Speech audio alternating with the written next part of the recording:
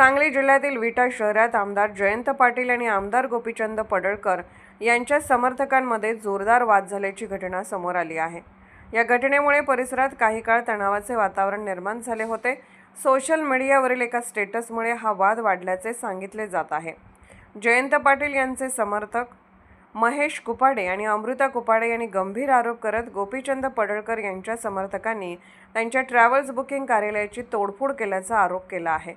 कार्यालयातील साहित्याची नासधूस करण्यात आली असून संपूर्ण घटना कार्यालयात लावलेल्या सीसीटीव्ही कॅमेऱ्यात कैद झाली असल्याचेही त्यांनी सांगितले आहे।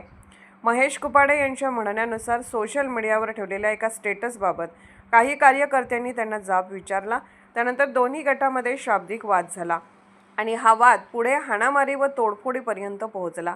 संतप्त झालेल्या काही जणांनी ट्रॅव्हल्स कार्यालयावर हल्ला करत काचेचे साहित्य आणि इतर वस्तूंची तोडफोड केली असल्याचा आरोप करण्यात आला आहे।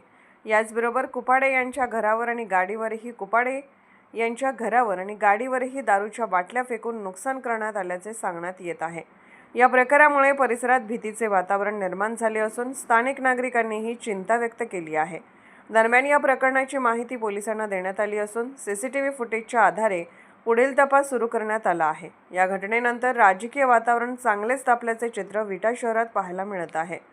सांगली प्रतिनिधी, मराठी एस न्यूज।